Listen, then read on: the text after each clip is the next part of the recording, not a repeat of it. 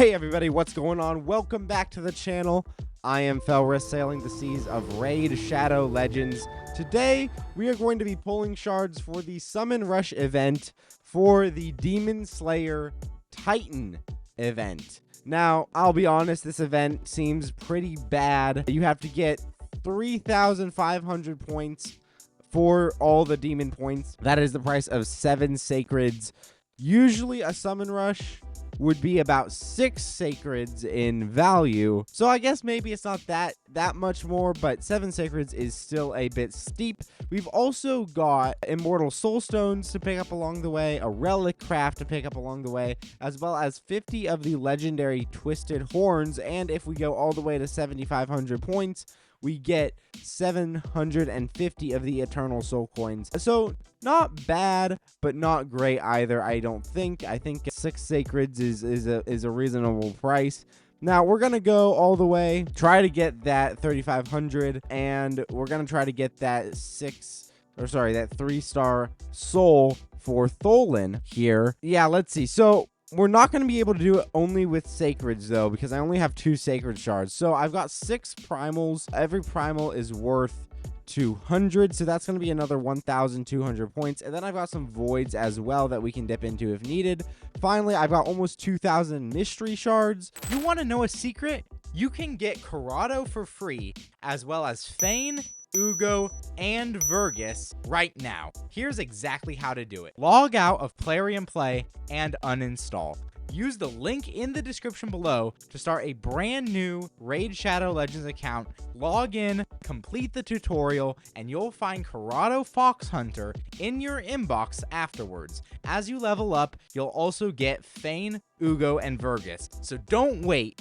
Use that link and start a brand new account right now. So we should be able to finish out the Summon Rush without a problem, but we're gonna see. Let's start.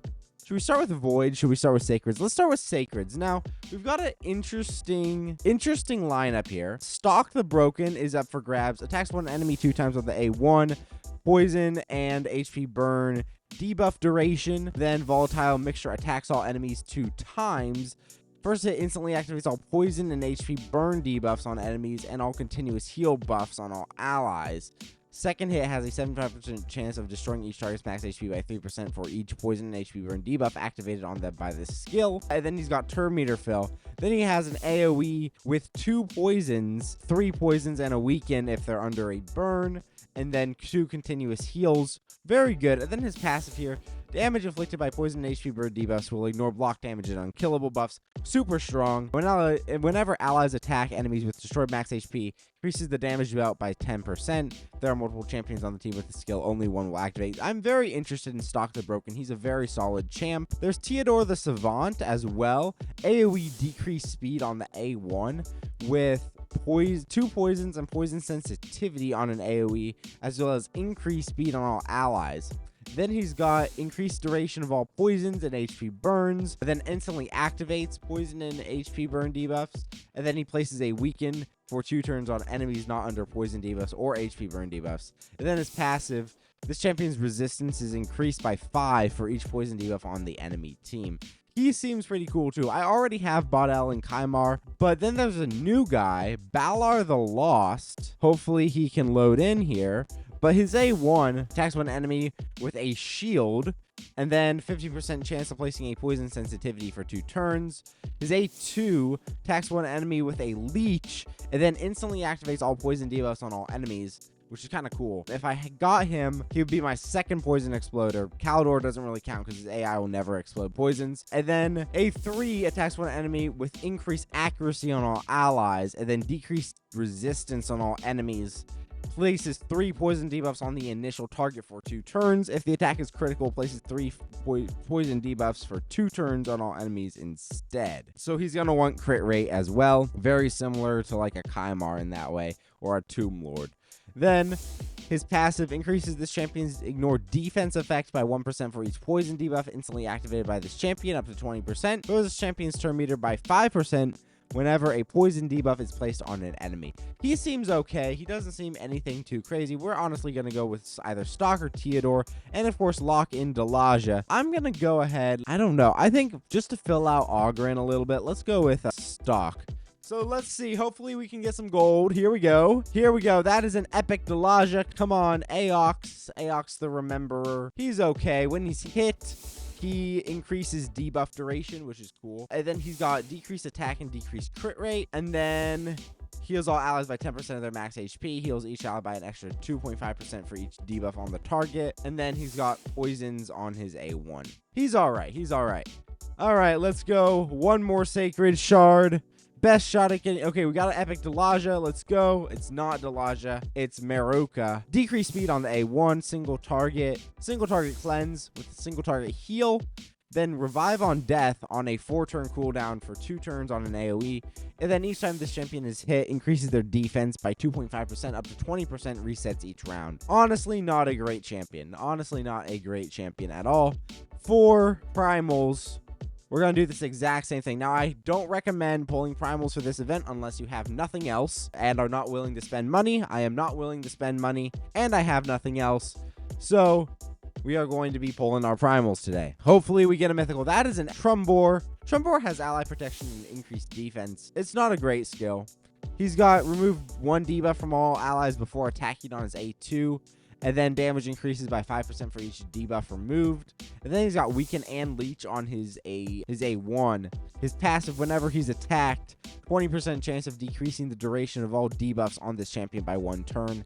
Books up to a 40% chance. He's okay, but he's not really anything to write home about. Let's see. One more epic, a Delaja from Mikage. Let's go. I don't like seeing these rares, but it is what it is. It was a point. He was a fusion champ a while back. All right, one more. Come on. I need that Delaja.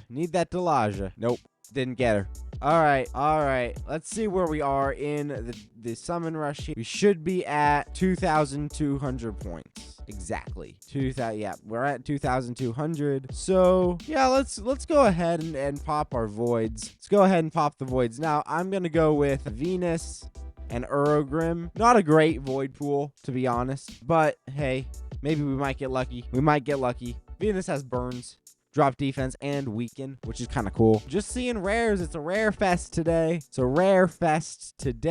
Guys, it is a summon rush, so your fragment summons aren't going to count for anything here, unfortunately. All right, there's Teryx. 10 pop of Ancients while we're at it. Why not? I still want that Delaja. Let's see what we got. It's going to be a rare tax, I guarantee. Wagon Bane, Metal Shaper, and another Trumbor. Trumbor showing up today. Let's see if that did it. Don't think it did quite. I definitely don't recommend going past the 3,500. Yeah, okay. So we're gonna have to finish off with mysteries. Yeah, I'll pull the 3 just for the chance of getting a Delaja because she's one of the 2 gatekeeping me from Mikage. We'll see. Let's go. Come on, epic, legendary, last one. Nope, nothing. Which is honestly expected. I think shards are more of a resource nowadays. All right, well, we've almost got the 3,000. Not gonna, make you guys sit through me pulling mystery shards, but I am going to go ahead and do my relic craft. Let's see. I'm gonna go ahead and do my relic craft, my first all epic relic craft of the Demon Slayer Titan event. Here we go. Give me a mythical. It's rare. Oh, hey, it's a new one at least. It's an exclusive one. Tempest Morbidia. Decreased steel and turn meter effects are 15% less effective against the wearer. Very nice. Very, very nice. It's not great. Yeah, let's do the other rare relic crafts I have on hand as well. There's one, Diadem of Undeath, the one that used to be bugged and mean that you could like one-shot the Chimera or whatever with a Marius. Oh, hey, nice. Irethi Coronet. Now, the question is, does Aphidus get the coronet in exchange for the cat's gaze? Or do I put the coronet on someone else? Let's see. Yeah, I think we gotta give. The problem is we're losing crit damage and attack. I don't know.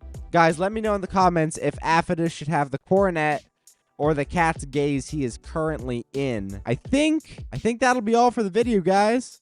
Hopefully you got a little bit more lucky with your shard pulls. Guys, I've been Felris, sailing the seas of Raid Shadow Legends, and I'll see you in another video.